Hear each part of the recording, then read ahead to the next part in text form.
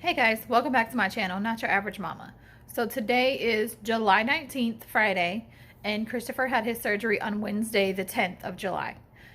His surgery came out way better than what we expected it to come out as. Originally, I had said that they weren't going to be able to go in with the scope and do a regular, it's called an appendectomy, remove his appendix.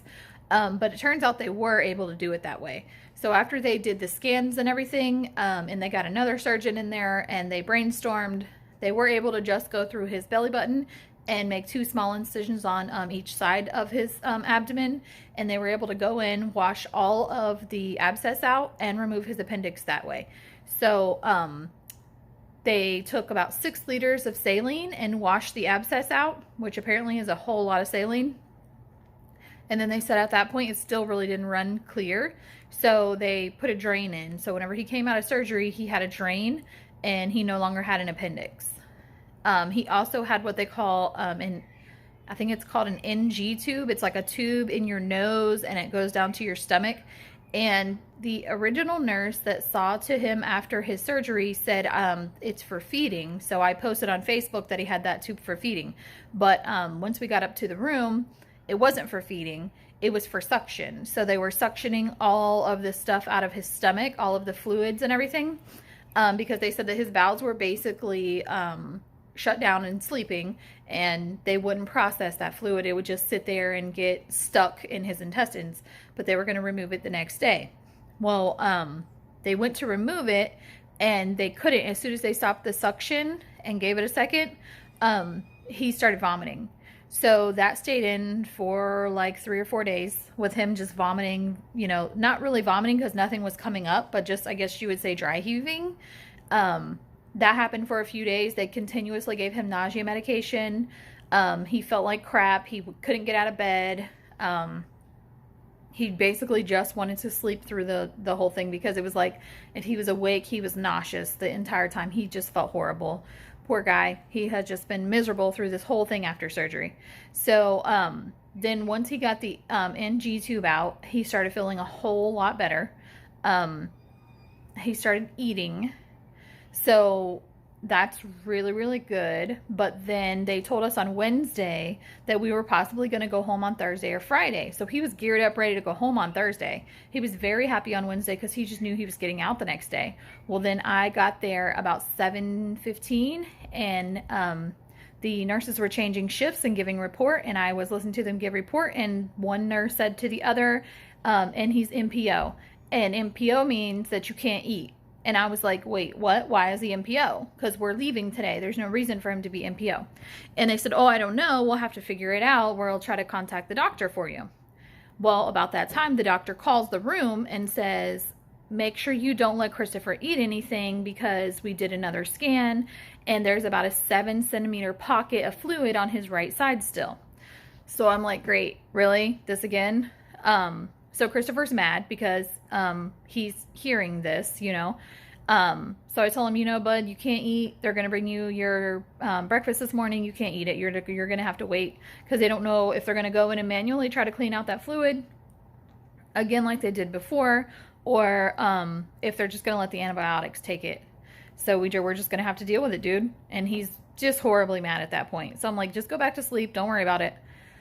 So then they come in after all the doctors get in, and they do their little powwow thing and brainstorm together, like infectious disease, GI doctors, the surgeons, the PAs, all that stuff. They're all brainstorming. They've been on his case from day one. Their fear is that we go home with this little pocket of fluid and it builds back up like it did before, because that's basically what happened before. So they did labs, they did more blood work. The thing was, his blood count, his white cell blood count was way too high. So his white cell blood count was a 16 when we first came back in, and then the blood count, the sample they just took whenever the doctor called me, she said that it had went down to a 10. So that was great, because it was only like a point something from being normal.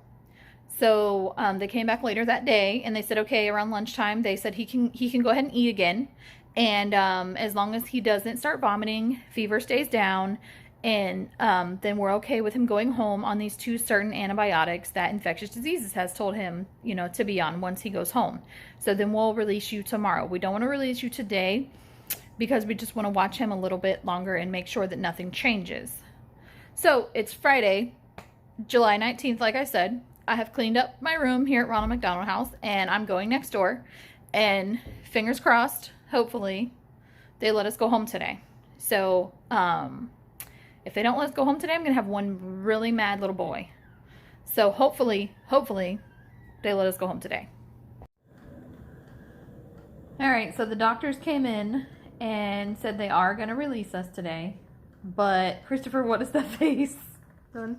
Okay, so the doctors... So the other thing that... You can go. Are you really going to let me go? Yeah. So another news. I was actually about to start talking, though. I can go. Okay, so the doctors came in and said we can go home today.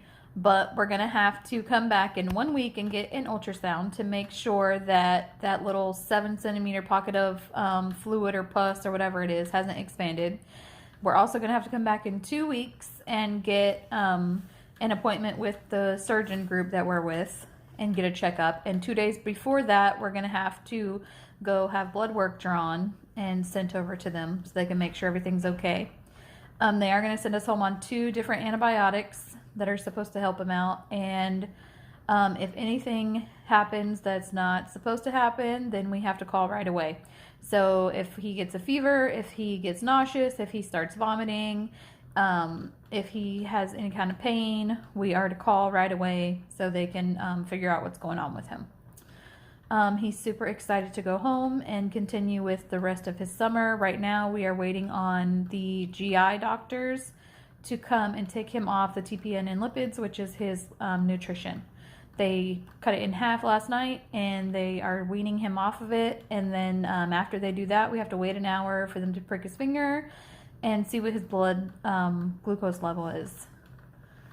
And if that's all good, we should be able to go home. What's up, dude? Wait an hour? Yeah, they said we have to wait an hour. Why? Because they have to make sure your levels are good. Yeah. But I got it. Whatever, just stop the camera. All right, we finally made it home. So they did exactly what we thought they were going to do, and they went ahead and released us. The first thing he wanted to do was go to Racetrack and get some swirl ice cream with toppings. So we did that, and now his plan for the weekend is he wants to go to the movies and see Spider-Man and Toy Story 4. So hopefully everything goes well and we won't end up back in the hospital.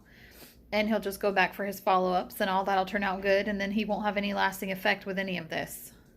So this will just be the one-time thing. He'll have no consequences in the long run for any of this. And he'll be ready for school, hopefully, whenever school starts. Thank you for all the well wishes and everybody who was praying for us. We really appreciate it.